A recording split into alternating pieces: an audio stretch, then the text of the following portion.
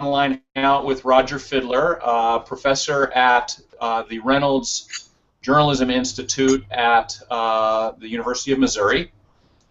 We have 5 of our students from the Business of Journalism class that I'm teaching at WashU. And we'll go ahead and get started. I think I know all of the students will have questions because I've asked them to. And I'll just ask each of you to introduce yourself very briefly before you ask your question. Other housekeeping items to keep in mind, we're going to keep this to an hour. We're recording the session, so you can go back and watch it later, or those of us who have not been on the call can watch it. The other thing I'll point out, just as a reminder, if you find it disquieting to see faces bouncing back and forth as the microphones pick up sounds, then just click on the person's face in the lower part of the screen, and that will be the face that stays up on the screen.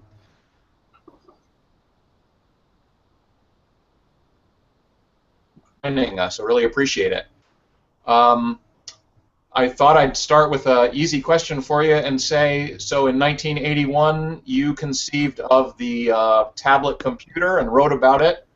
What tablet do you use right now? Well, I use an iPad, of course. It's the only one I really consider to be a really high-quality device that matches the image that I was imagining back in 1981. Well, I was going to ask where you thought it lived up to what you were imagining and where you think it fell short.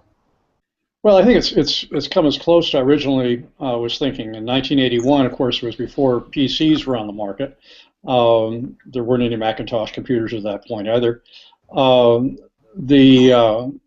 The assumption I had at the time, based on the experience I was having with Viewtron, which you probably never heard of, but Viewtron was the very first consumer online service in the United States that was started by Knight Ridder, one of the large newspaper companies that I was an executive with for quite a few years.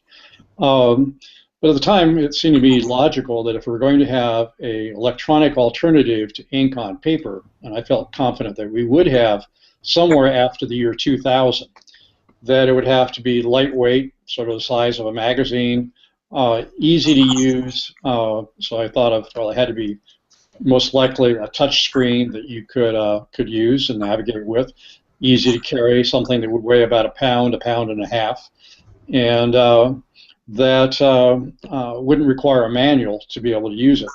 And in those characteristics, I think Apple did a really good job with the iPad of coming up with a device that was really a media consumption device that was easy to use, instant on, instant off, something that didn't require somebody to use a manual. So in all of those aspects, Apple was right on. You may not recall, but in 2001, 2002, Microsoft introduced the tablet PCs in an attempt to try to do something similar. But they were still locked into the Windows operating system. It was still essentially a pen-based laptop computer that in some cases was either a convertible model where you could swing the keyboard around and use it like a pen-based tablet, or detach the display. But they tended to be heavier, much more complex to use than the iPad. So I give Steve Jobs and Apple quite a bit of credit for coming up with a device that so closely matched the vision that I was originally pursuing beginning in 1981. So I'll just remind everybody too, please mute your microphones if you're not speaking, and that goes for me too. I'll need to do that. I think I mentioned to you earlier, Roger, that one of the things that we're talking about at this stage in our class is the concept of disruption. Mm-hmm. The idea, of course, that technologies or ways of doing business can come into being in a way that the traditional old line businesses just industry.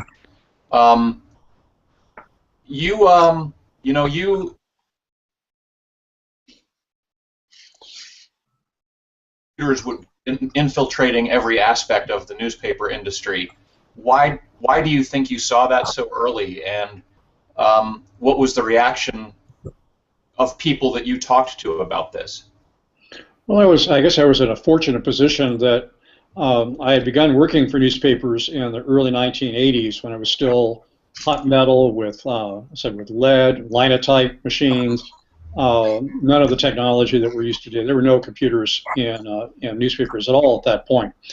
But when I joined the St. Petersburg Times in 1971, they were beginning to use the phototypesetters, and then in '74 introduced the first, some of the first editing systems. Now, these were very crude systems by today's standard. In '74 is also when I was hired by the Detroit Free Press, and then became responsible for the introduction of the editing systems within the newsroom, which at that time most of the journalists were very reluctant to work with. So I basically got the job because I was the one who was willing to fill the vacuum and enjoyed playing with the new technology.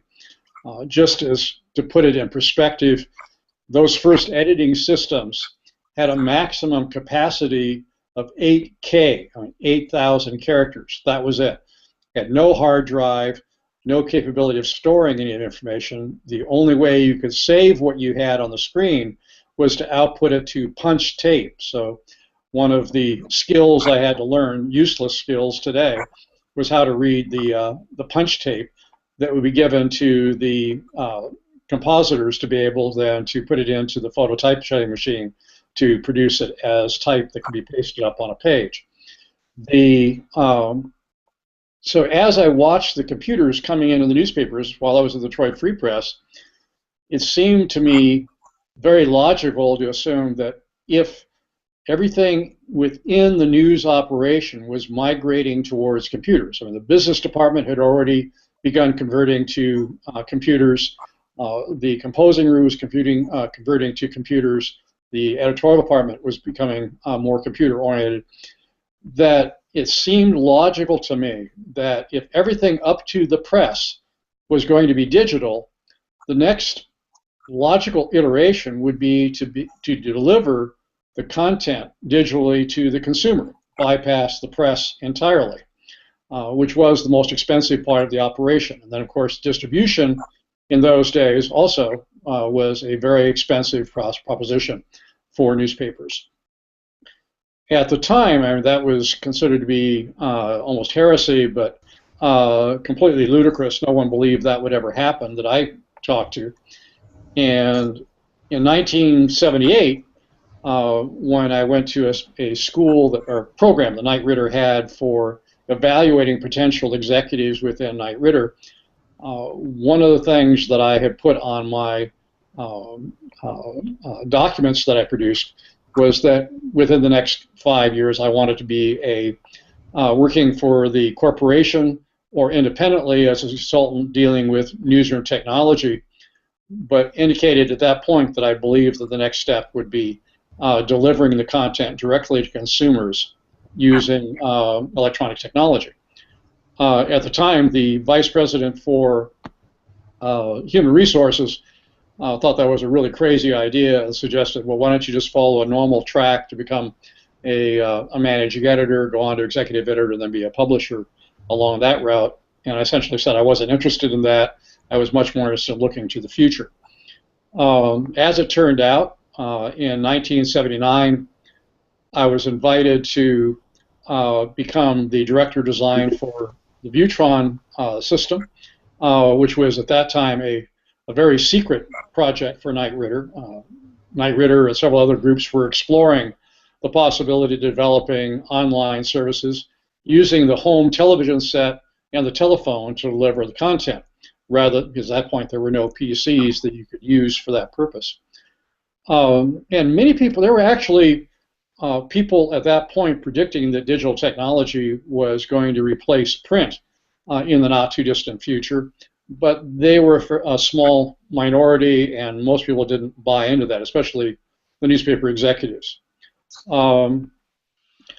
So being involved with technology both in the newspaper and then with the first online services just reinforced in my mind that digital was going to be our future, and that it was important for newspapers to begin preparing for that future as soon as possible. So, given that, so many questions for you at this point. I mean, you mentioned the kind of memory capacity that the computers in those days had, and we now know that a smartphone that we can hold in our hand has thousands of times more memory capacity, processing power. Do you think if executives had seen results faster of your efforts to innovate, that the newspaper industry wouldn't be in the state that it's in right now? I mean, is it just a question of we have to see it right now? We have to see results now. Well, yeah, I think that's part of it. I think the other factor is that newspapers, especially with the introduction of computer technology in the newsrooms and composing rooms, were able to increase their profits pretty dramatically by reducing their costs. It was very expensive to produce a traditional newspaper in hot metal. So as they moved to cold type and computer technology in the news operation and publishing operation, they saw their profits grow. So in the 1980s and 1990s, newspapers were money machines. They were very profitable. Executives really could almost do no wrong. There were many newspapers that were running between 30 and 40% profits. It was unusual to have a newspaper that had less than 20 to 15% profit. And that was considered to be a problem if you had something down in the 15% range. So there wasn't a great incentive for them to go out and to change the way they operated. The other thing is that Viewtron and the other online services that began in the late 70s and early 80s shut down in the mid-1980s, because at that point it was still too early. There was not enough demand for it. The newspaper companies were pouring a lot of money into the development, and they didn't see any quick return on their investment. So they declared by the mid-1980s, well, this electronic stuff's kind of interesting, but especially for the senior executives of news operations, said, look, this isn't going to be a problem for a while. So I probably don't have to worry about it as long as I'm an executive, because I'll retire before this technology takes over. I'll get my golden parachute and be out of here before it's a problem. And so there was a lot of relief in the industry when they saw the online services in the mid-80s be shut down. When the web and internet reared its head in the mid-1990s, there was still a belief within the newspaper industry that, well, this is not going to be a big market. There's not going to be a lot of demand for digital information. So we'll do the minimum effort. We'll just take our content and sort of regurgitate it for the web.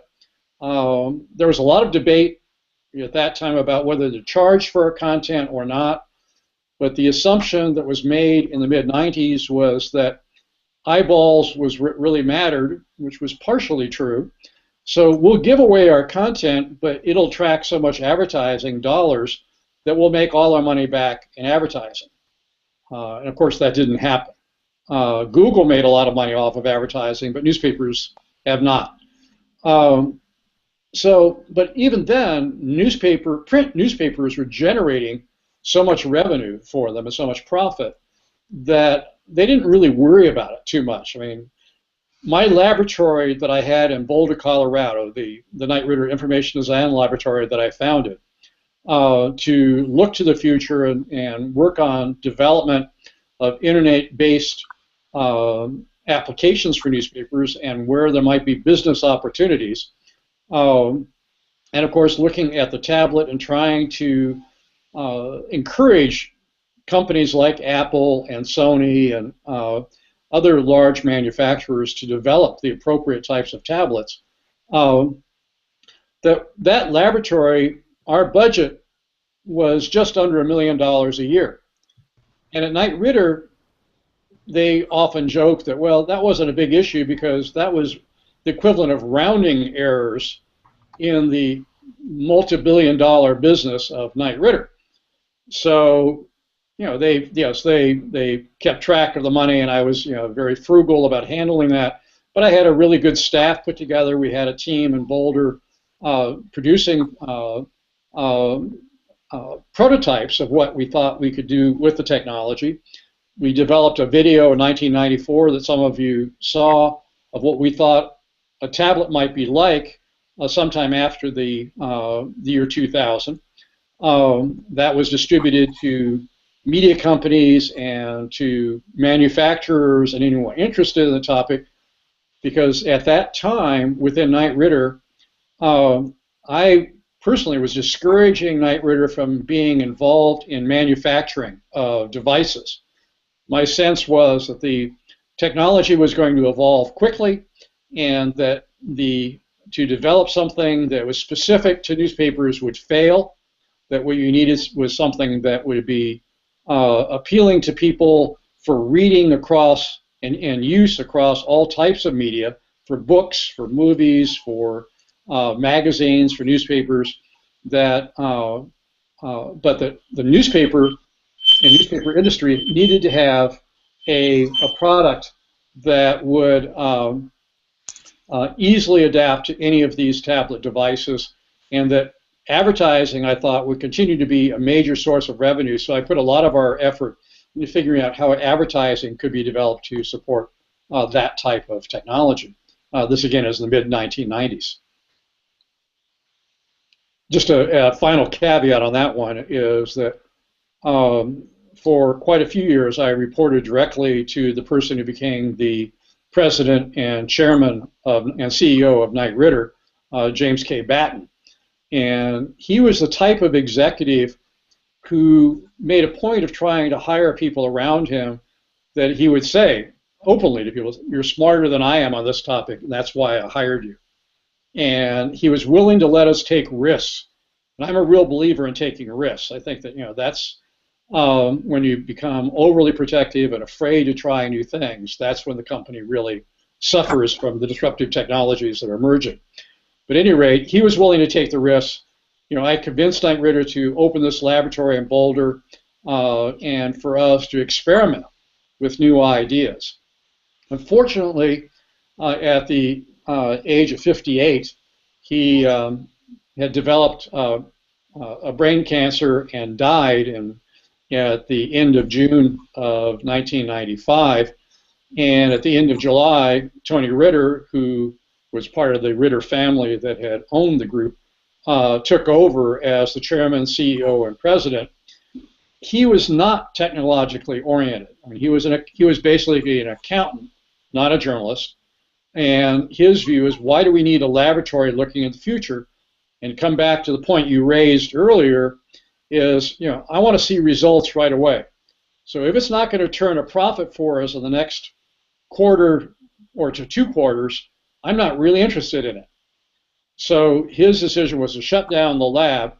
They offered me an opportunity to go to San Jose to be part of their web development group, and I turned it down, decided to take an early retirement from Knight Ridder to spend a year doing some further research and consulting before I decided what to do next. But I really believed in the tablet concept and could feel that it was coming, and I wanted to be in a position to help newspapers to be able to take advantage of it.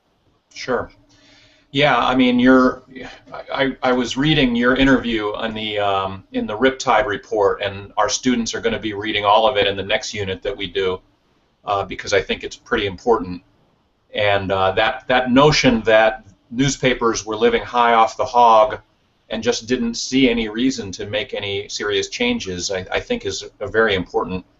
I think it's central, frankly, to where we're at right now. I'm going to open it up to some questions from the students, and I'm just going to go across. It turns out I see that Google Plus lines us up in alphabetical order. I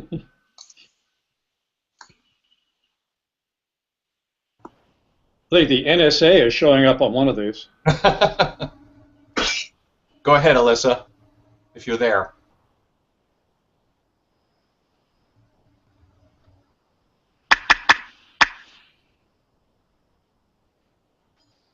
Oh, we can't hear your mic. We can't hear you. Oh, you want to email me a question? Turned off.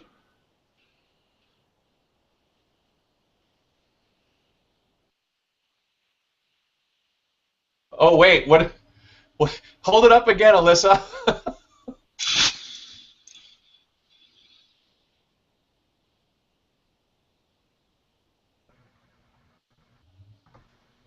Did you get that, Roger? I'll click on that. Just take. Yeah. I couldn't read it. Well, she was asking, what is your favorite digital? Oh, we're getting some breaking up here.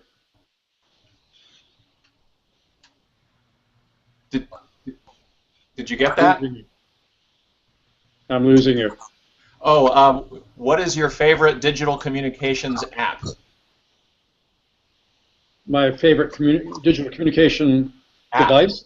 Or application? Application.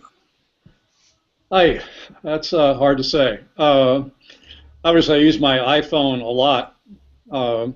This is an aside. I have ordered one of the iPhone 6 Plus smartphones, and looking forward to seeing what it's like to use one of the larger device. I recognize this to be feeling like a brick when I bring it up to my head, but like most of you, I don't use my phone for voice much anymore. It's mostly for data, so it should be interesting to see if it's able to do what my mini tablet does as well, but still be able to have it as a continuously connected device that gives me voice. If you're, in terms of uses, I probably have about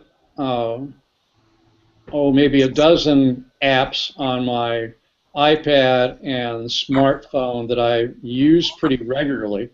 I will admit that while I was reading quite a few newspapers on my iPad and tablet for a couple of years, I'm not doing that much anymore. Partly because, to be honest, I've been very disappointed in what newspapers have done with the tablet. I don't think that they have, they really haven't made much effort to take full advantage of the tablet. Smartphones are doing a little better in being able to make their web content more adaptive to the smaller screen. But on the tablets, the content is pretty much, again, the regurgitation of their print content. Most newspapers have eliminated any graphics or really don't do anything extra with it. Part of the reason for that is when the economy crashed in 2007, 2008, when newspapers really took the hit from digital technology and began the massive layoffs that they've done, that has resulted in news organizations not really having on staff a sufficient number of people who can take any time out from their daily jobs to do anything new or different. So they're tending to wait for other companies to come up with solutions to their problems rather than trying to develop anything on their own in-house. And most of the solutions so far haven't been very, I think, successful. New York Times, of course, is doing a lot of experimenting with different things. They have more resources, although even they are struggling to try to figure out where the money is on the digital side. So coming back to the apps, I read the Washington Post on my tablet in the evenings most of the time because I can't get the Washington Post in print. But I'm of that generation that still enjoys reading print. So I get home delivery of the New York Times, the Columbia Tribune, our local newspaper, and the Missourian, which is also a Knight Ritter's, the University of Missouri's community newspaper, and enjoy reading them in print in the mornings and afternoon. So most of my apps that I have outside of newspaper apps or news service apps tend to be pretty basic apps that I use. Obviously the weather app, which is in all of our research shows is probably the most popular app on smartphones and tablets. Use my TV Guide app to check for television, since I don't have the television digital extensions that a lot of people have. But it's pretty much there's no single app that I use all the time. I have most of the documents I do these days I do as PDF documents, so I use Goodreader quite a lot because that's where I keep most of my documents. I don't print much anymore, and when I'm traveling, I keep my itinerary, all of my travel information as PDFs in files within Goodreader, which is really the best PDF handler at this point. Okay. Christopher, how about a quick intro of yourself and your question? Can you guys hear me? Yes. Cool.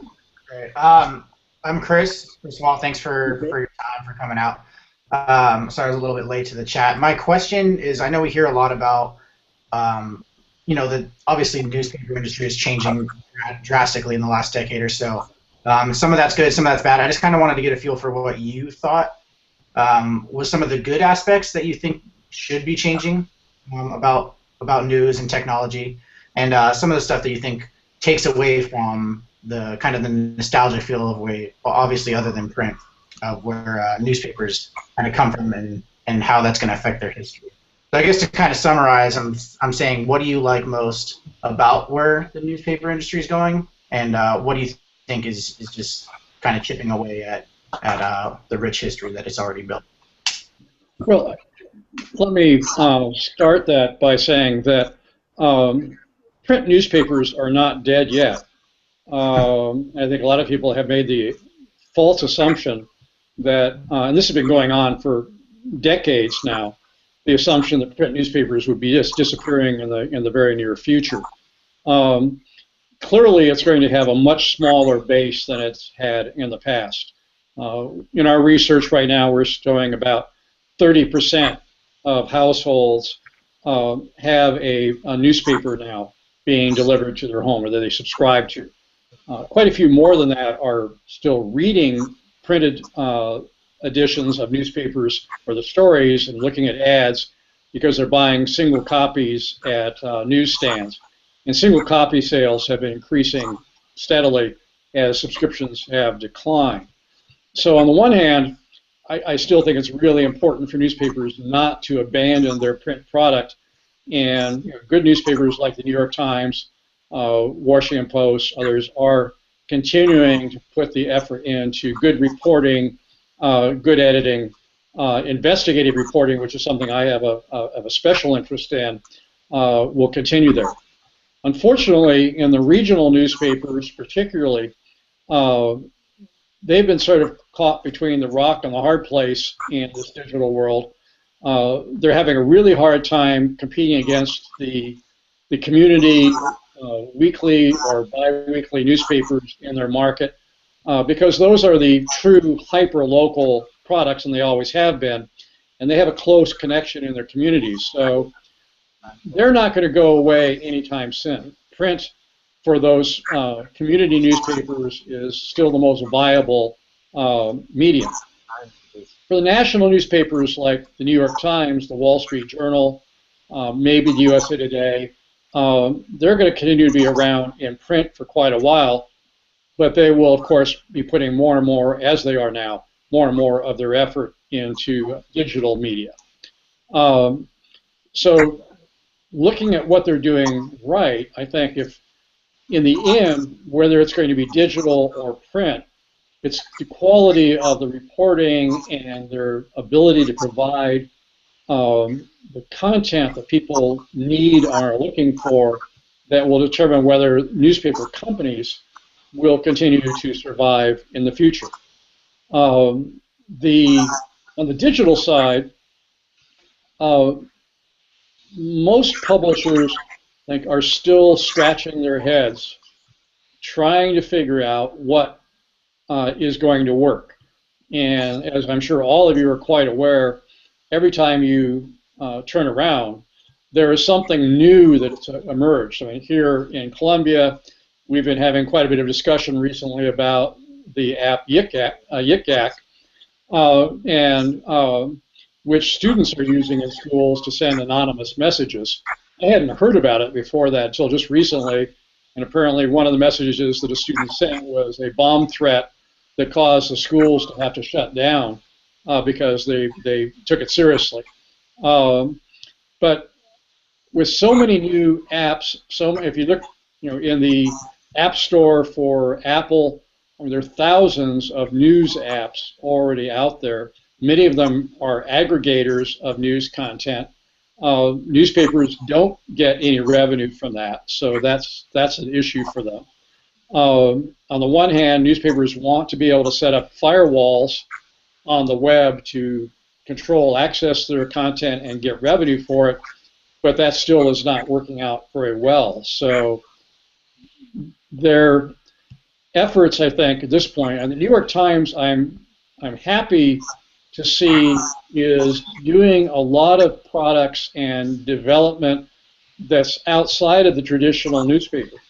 And not only are they creating apps for very specific types of things that they do relating to food and travel and wine and other things, but they're also doing more with events, with having travel guides set up to be able to take people to exotic places with their travel editors and people they line up. Those are all being designed to generate new sources of revenue for them outside of the traditional model. And in Europe, that's actually been probably the most successful effort on the part of newspapers, particularly in Scandinavia, has been to, and they did this very soon after the web emerged, is they developed things like diet clubs, with travel clubs, with all kinds of things that generate revenue for them now through memberships that they can then put back into investigative reporting and higher quality journalism. But it's not newspapers and journalism the way we've always thought about it in the past. And I think that's the only way I think newspapers will survive in the future. Great, thank you. Ishtiaq, how about you? Do you have a question we can get from you? One second, I'm trying to microphone. All right, can you hear me now? Yes. Yes. All right, great. Just trying to turn on the microphone. My name is Ishtiaq. I'm actually from Boston. And I was wondering, what do you think, like, with successful apps that these media companies are using, what do you think the ones that are successful, the ones that are thriving, what do you think their secret ingredients, like, what do you think the secret sauce is? I think what they're all looking at is trying to satisfy what the research and their own studies have shown is where people are looking for more access information that has been filtered to their specific interests to be able to get it at the time they want it on whatever device they want it on. But there does seem to be an increasing interest from people who are interested in the news for more curated content, content where editors have been involved in making some of the selection.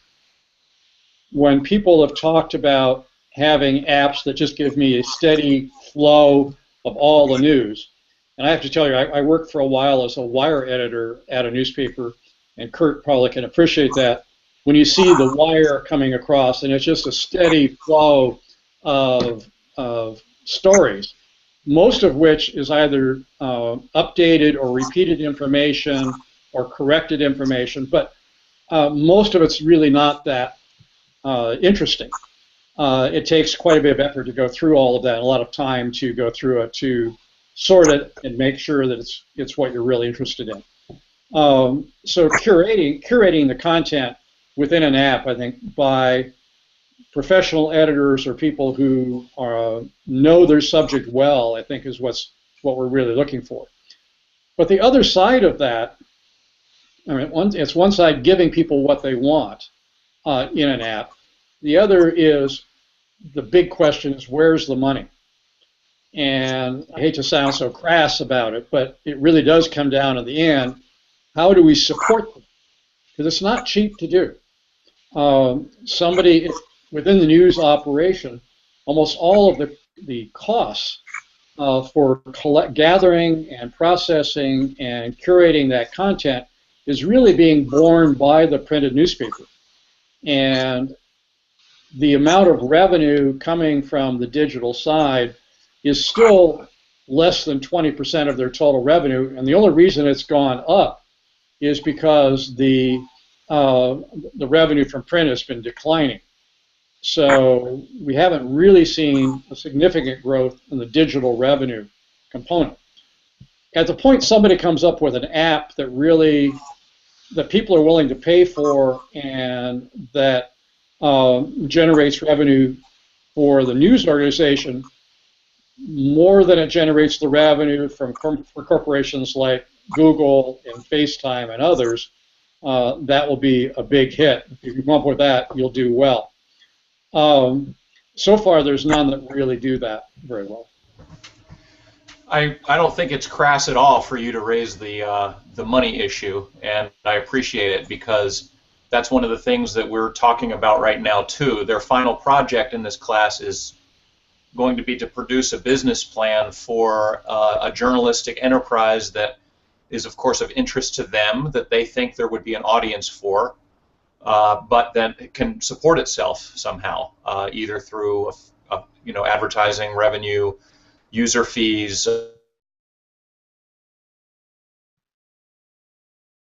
Back to that when we get to towards the end here, and ask you some questions about that. Jacob, do you have a question?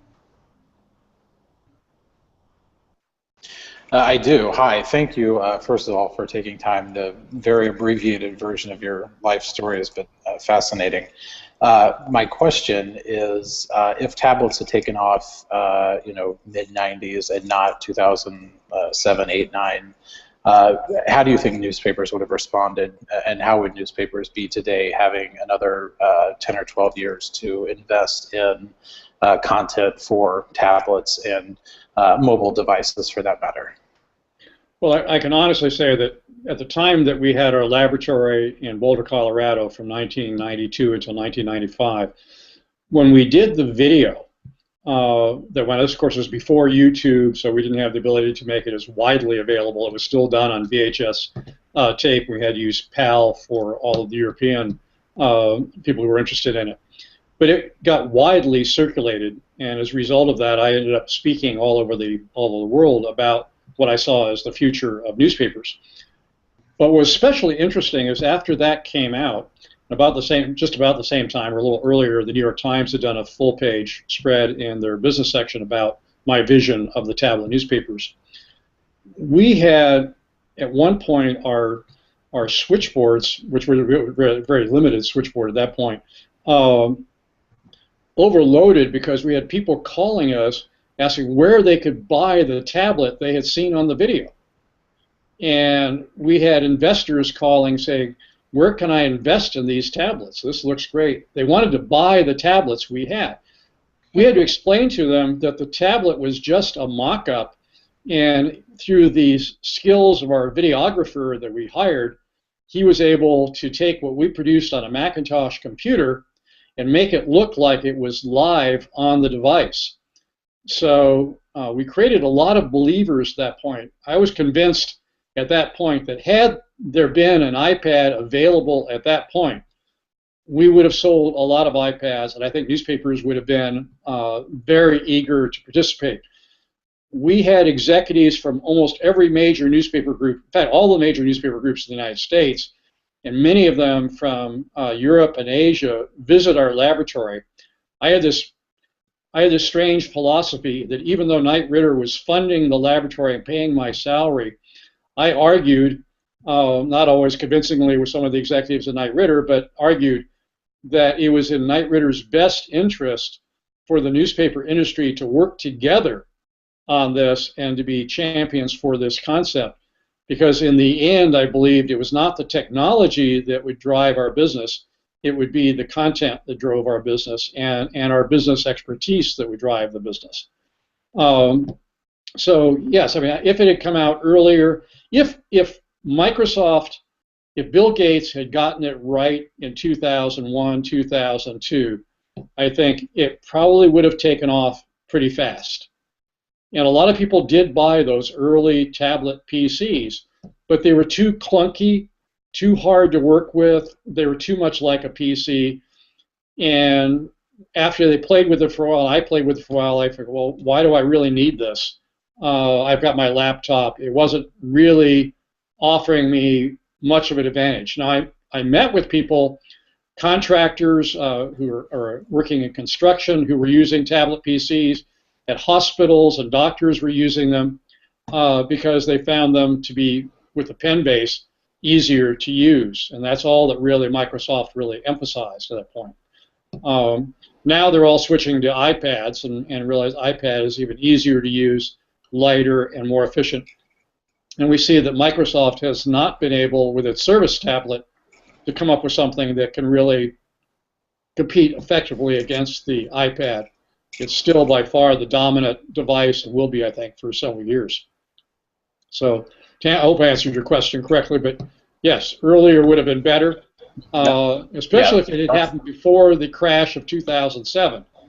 I think newspapers were ready to do something at that point, but there wasn't really anything out there yet that they felt that they could use effectively.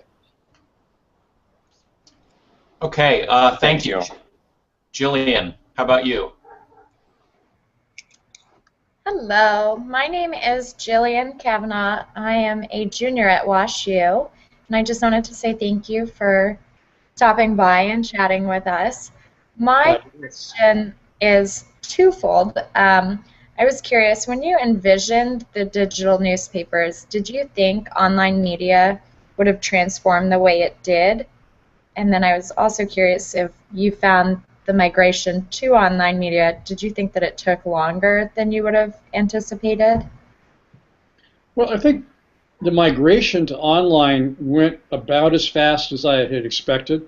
Given we shut down in 1986, although AOL continued at that point, Prodigy, several other private companies were developing their online services.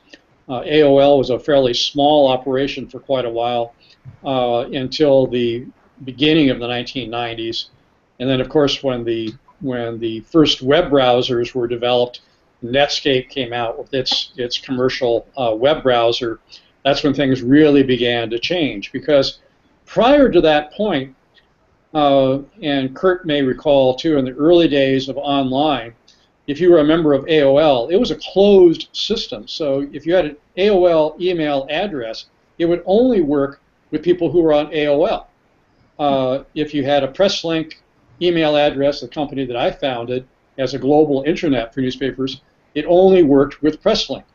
Prodigy, all of them were the same. They were closed systems. When the web suddenly became available and commercially available at relatively low cost, it made it possible for everyone to play, and it made it possible for people to have an email address that could work across all these different systems. So that dramatically changed how things work. And it also meant that everyone could play as far as providing content or advertising on the device. And the thing that I think newspapers were blindsided on that really, really hurt the newspaper industry was Craigslist. Craigslist came along with a still a very simple application, very crude presentation, very early web-based approach. And he hasn't really seen any need to have to change all of that. And he basically made it available for free. The classified advertising was providing the bulk of revenue and profits for the newspaper industry. And Craigslist essentially just gutted the classified advertising in newspapers. So that was a direct result of that happening, and it happened very quickly after the web became established. So that period between about 1993 and 2000, things were moving rapidly. But the newspapers, again, as I said, were still at a point with print. They were very profitable and had no real incentives to invest very much money in developing digital products. They tried to develop some competing products for classified advertising, Career Builder, some of the others came out of those efforts, and they have helped the newspaper industry, but the damage had already been done by Craigslist at that point.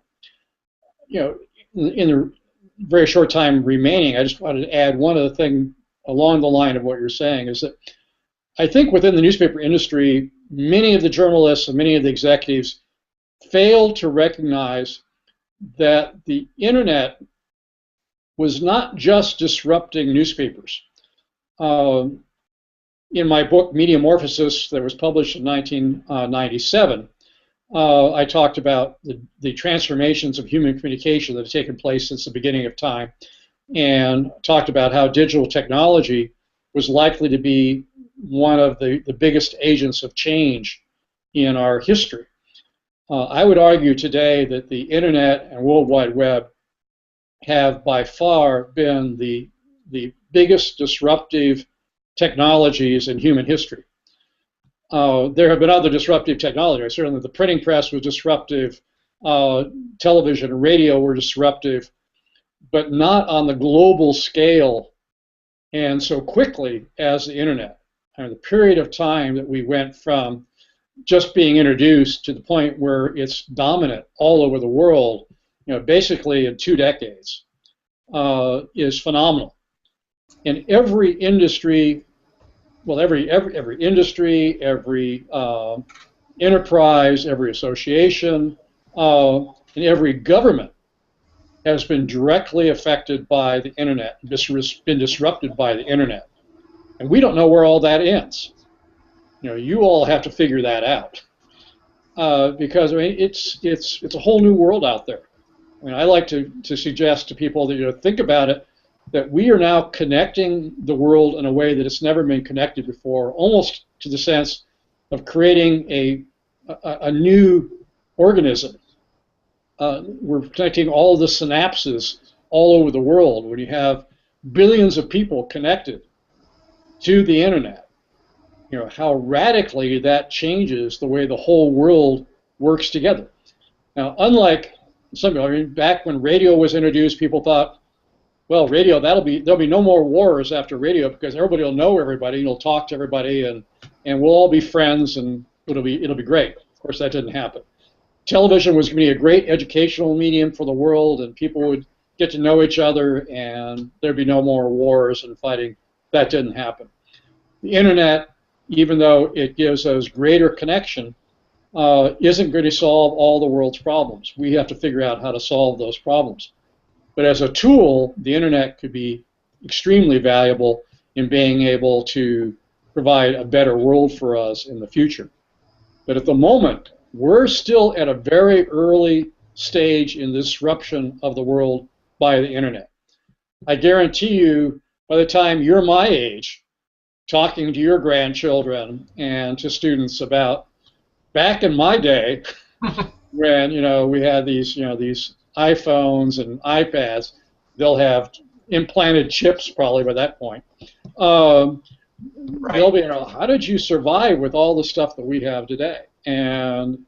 Or it could go the other way. And I think, you know, we sometimes think everything goes in a straight line up. Progress doesn't go in a straight line. We could hit a point somewhere along the line, economically or socially or politically, where we go through a social political disruption as a result of all the technology that could actually bring us down for a while. I don't like to be pessimistic, But certainly we see stories about Ebola and other things, pandemics and lots of religious confrontations all over the world. Those can have a dramatic effect on the technology. Just before World War II started, television was ready to break into the consumer marketplace. World War II shut all that down. It wasn't until the late 1940s, early 50s that television finally began to be reintroduced and took off. FM was developed in the 1930s, but the focus on World War II took away the emphasis on FM, and it wasn't until the 1960s that FM took off on our society. So wars can accelerate technological development. Certainly, they accelerate the development of weapons of war and predators and other things, but they can also be disruptive of our lives and the technology we use in our daily lives. So keep in mind for the future, there are a lot of positive things in the way the technology is changing the world, but there are also things we're likely to lose in the process, and there are dangers that come from this as well. So it's going to be a roller coaster ride probably for the next at least 20 years, and maybe longer.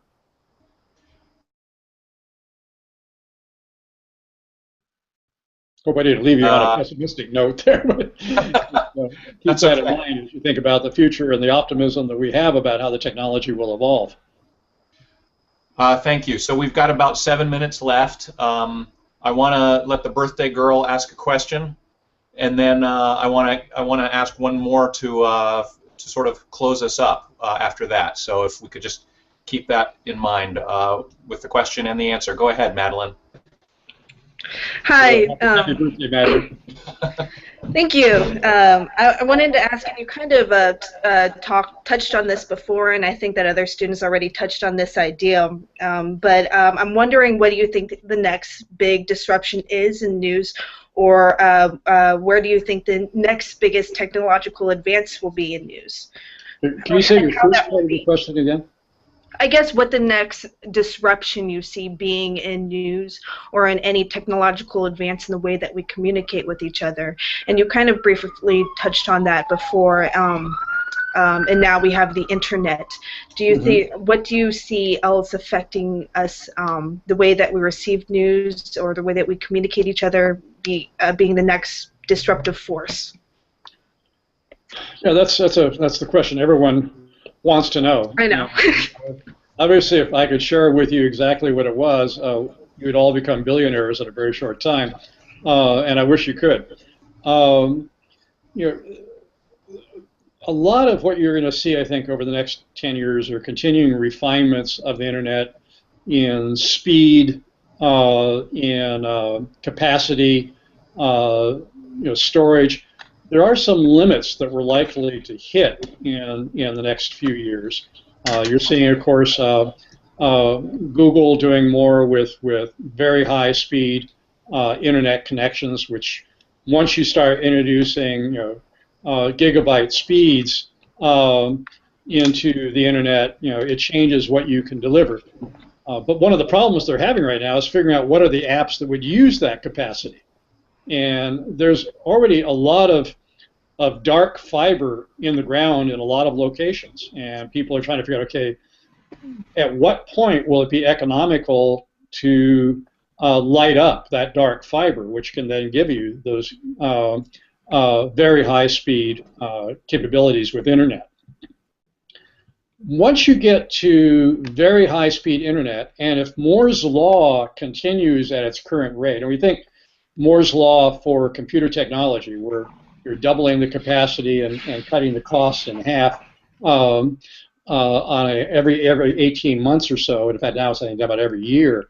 If you look 10 years ahead, we're talking about computing capacity that starts to match the capacity of the human brain.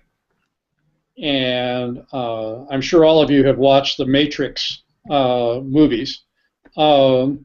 And the capacity to give people a immersive virtual reality experience through very high capacity internet services and computing capacity will be there within the next 10 years. And that's going to have a dramatic effect on people. Are people going to want to spend more time in virtual reality than they spend in reality? And how will we define reality in the next 10 years? So those are going to be, I think, the things that we have to look at. I think on the manufacturing side, the 3D printing capability is going to be very disruptive. And right now we're still seeing very primitive systems for 3D printing, but that capacity is only going to grow. And you'll see capacity for people to produce things in their home that, again, affects the manufacturers and people who have manufacturing jobs. So even though technologies themselves are not accelerating in their development from the time that they're developed in the lab and the time they become commercial, there are so many technologies emerging at about the same time that are dependent on high-speed internet access and on faster computing power, that the cross impacts of all of these emerging technologies are very hard to predict where it's going to take us. And what technology, I mean, Facebook and Google, for example, are on top of the world right now.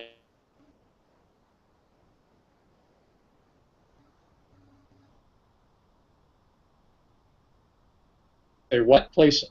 Google, of course, is doing its best to stay on top and going on into other areas like self-driven cars and glasses and other things that people might, wearable technologies that people might want. So looking, again, you can only really look about 10 years ahead. Beyond 10 years, it's essentially impossible anymore to make any predictions. It's too complex. And then you have to take, as I said earlier, you have to take into consideration the social economic world that we live in and how that's going to change, the political changes that will affect the technology. I think we have time for one more question, I think. Right. Yeah, I'm gonna go ahead and close us. That was a good question. Thank you very much. Yeah, thank you. So the last question I think I'm going to ask, and I guess we'll go a minute or two over here, and I appreciate it, all of you. I suspect you've written a business plan or two in your time, Roger, and I wonder if you could suggest, offer some suggestions, some advice that the students should keep in mind while they're thinking about what their journalistic enterprise might be, what it is that they want to do, whether it's what its content might be, whether it's web-based or an app or some other format. What to think about in terms of revenue. Could you just offer some ideas or some advice in that score? Well, I think obviously in any business plan you've got to have a positive bottom line within, and I think in these days you've got to have it within probably 2 to 3 years at the long run. It used to be 4 or 5 years. That we've shortened that because technology moves too rapidly for you to wait that long to be profitable. In the newspaper or the news industry, and it's much more broad than just newspapers, there's always been a resistance to waiting a long time to generate a profit. Interesting enough about the business plans is the 2 successful companies that I started for Knight Ridder while they were intranet developments rather than entrepreneurial developments, the entrepreneurial developments. The one was the Knight Ridder Graphics Network that merged with Tribune, and is now the Columbia or the Chicago Tribune graphic service. That was the first computer-based graphic service, and then later PressLink, the first global intranet. I actually did not create business plans for them. I was a real champion for it and believer, but also I was the person who had to lead the development and had already developed enough trust from the person who at that time was vice president, who went on to be the chairman, Jim Batten, that I was given essentially seed money to go do this, and it was taking a risk. But I knew that I was the person who was riding that roller coaster and was persistent enough and determined enough to make it succeed that I was able to pull it off. And there were some rough goes along the way, but both of them became multi-million-dollar businesses internally within Knight Ridder. After, as I was at the lab and we were developing business plans for new products, unfortunately within organizations, sometimes people become very myopic in the way they look at business plans. They'll look out a couple of years ahead, and we used to joke within Knight Ridder that you could get funding for a project if you could show that within 3 years you could generate $1.2 million in profits. And it was sort of the magic number. And of course, most of the time, when you're an entrepreneur and you're putting together a business plan, the truth of the matter is that you're looking at it this way. And well, I'm guessing that this will happen and this will happen because there are so many variables involved. But if you're going to get backing for something, the two things that investors look at, and the most important thing they actually look at, are the people involved. You know, what's been your track record? Have you been successful in what you've done? Have you been willing to take risks? Because they know that often the most successful people are the ones who have failed a number of times. So failing is not a curse.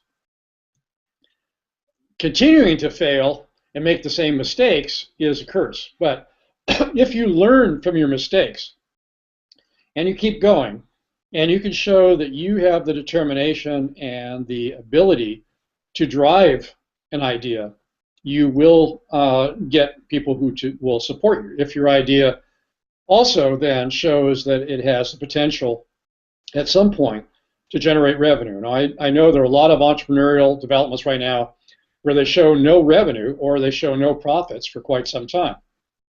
Amazon still doesn't really generate profit, but yet people keep investing in Amazon because they believe at some point it will dominate the market so strongly that it will become a very profitable business. It probably will. So the challenge, I think, all of the apps is thinking also, if you're developing apps or developing products to take advantage of emerging technologies, is how long will that technology continue to generate revenue before something leapfrogs it and puts you out of business? Look at BlackBerry. You know, all of the older movies you look at prior to about 2008 all show people with BlackBerries. Very few people have BlackBerries anymore.